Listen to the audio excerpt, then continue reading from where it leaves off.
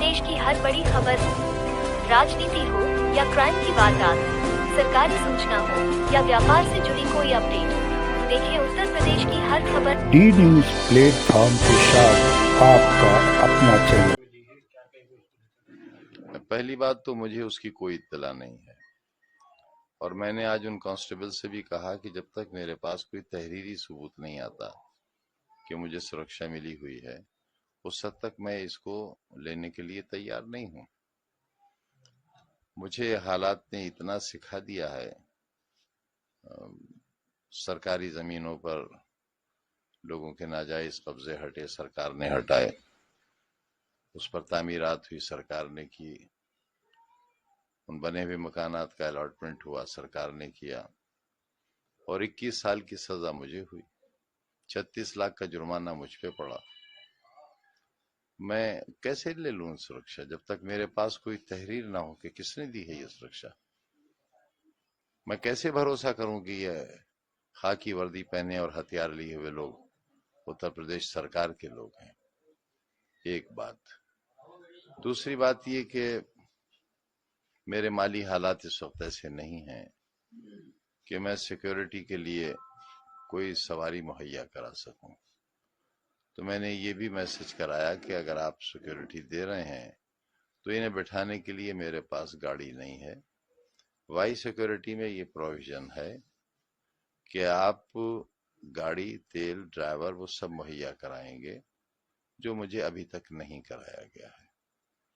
और जब तक वो नहीं होता और जब तक तहरीरी तौर पर सरकार मुझे ये ना बताए कि मुझे सुरक्षा मिली है, किस श्रेणी में मिली है, और ये बात इसलिए कह रहा हूं कि आज ही एक हिंदी के बड़े अखबार में ये खबर शाया हुई है कि सरकार में इस बात पर विचार हो रहा है कि जब मुझे वाई श्रेणी की सुरक्षा मिली थी तब मैं सजा याफ्ता नहीं था।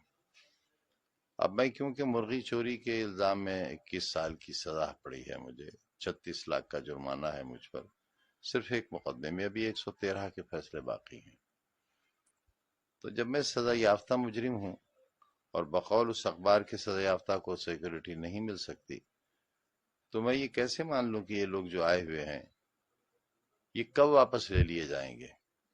अगर मेरे पास कोई एश्योरेंस नहीं होगा, श्योरिटी नहीं होगी उनके रहने की, तो मैं कैसे भरोसा करूंगा? लिहाजा मैं मुंतजिर हूं इसका कि जो एक 12 MLA रह लेते हैं और नहीं रहते, उनके पास भी 2-2 गनर हैं, और बाजे लोगों के पास तो जेड सिक्योरिटी ही है। एक 12 MLA हो जाने के बाद भारत सरकार की सिक्योरिटी है, कमांडोज हैं उनके पास। हमारे विरोधियों के पास, जिन्होंने शहर लूट लिया, आबरू लूट ली, जिन्होंने लोकतंत्र लूट लिया, सारी व्यवस्था लूट ली, उनके पास सेंट्रल गवर्नमेंट के कमांडोज हैं इस मुर्गी चोर के लिए। तो कम से कम उतनी सुरक्षा तो मुझे दी जाए जितनी सुरक्षा मेरे विरोधियों के पास है। इस तरीके से आपके आवास पर सुरक्षा कर्मी तैनात थे, लेकिन आप जिस तरह से दौरों पर हैं, सुरक्षा कर्मी कर रहे हैं। एक कर्मी, पहरे पर तो सिर्फ एक कर्मी है, और दौरों पर तो हिम्मत ही नहीं है जाने की। बार बार दिल्ली जाता हूँ चेकअप के लिए, फिर जाना है मुझे, अकेले जाता हूँ, अकेले आता हूँ। क्या फर्क पड़ता है? क्या फर्क पड़ता है अगर मेरे साथ कोई हादसा पेश आ जाए?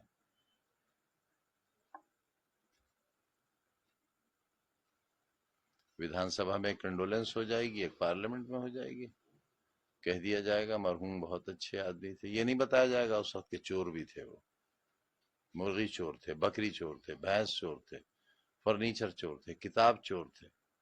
उन्होंने और उनकी प्रोफेसर बीवी ने शराब की दुकान लूटी थी, 16,900 रुपया गले से चोरी किया था, ये नहीं बताया जाएगा उसे। इसको लेकर क्या कहना चाहेंगे, जिस तरीके से खबरें चली हैं वाई श्रेणी की? मैं क्या कह सकता हूं और क्या कर सकता हूं? क्या कर सकता हूं? क्या क्या कर लूंगा मैं कहकर भी? अपनी टांगे बचाए फिर रहा हूं।